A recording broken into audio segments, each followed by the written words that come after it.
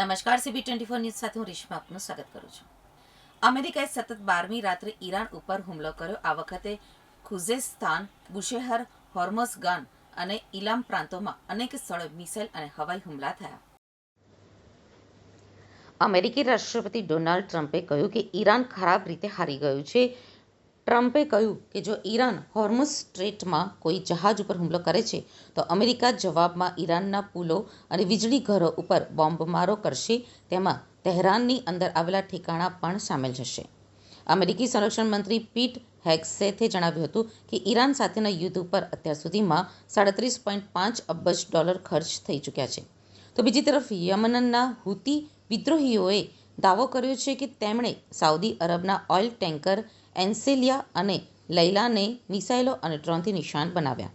બ્રિટનની યુકે એમટોએ પણ સાઉદી તટ નજીક એક જહાજ ઉપર હુમલા અને તેમાં આગ લાગવાની પુષ્ટિ કરી છે, જોકે જહાજની ઓળખ જણાવી નથી.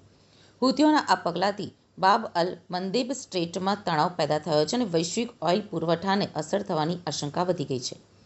યમનના ઈરાન સાથે જોડાયેલા હુતી વિદ્રોહીઓએ શિપિંગ કંપનીઓને સાઉદી અરબના બંદરોથી દૂર રહેવાની ધમકી આપી છે. તેમણે કહ્યું કે જો નહીં મનાય તો હુમલો થશે. અમેરિકાએ ઈરાન-ઇરાક સરહદ ઉપર આવેલા શલ મચેહ બોર્ડર ક્રોસિંગ ઉપર હવાઈ હુમલો કર્યો છે. ઈરાનની ન્યૂઝ એજન્સી તસ્નીમ અનુસાર બોમ્બમારામાં 2 નાગરિકોના મોત થયા છે. એક રિપોર્ટ અનુસાર હુમલો સરહદ પાર અવરજવરવાળા વિસ્તાર પાસે થયો હતો. બોમ્બમારા બાદ વિસ્તારમાં અનેક જોરદાર વિસ્ફોટ થયા. તસ્નીમે હુમલાના વિડીયો અને તસવીરો પણ જાહેર કરી છે. આ પહેલા મેહર ન્યૂઝ એજન્સીએ જણાવ્યું હતું કે શલ મચેહના પેસેન્જર ટર્મિનલની આસપાસ પણ મિસાઇલો પડી હતી.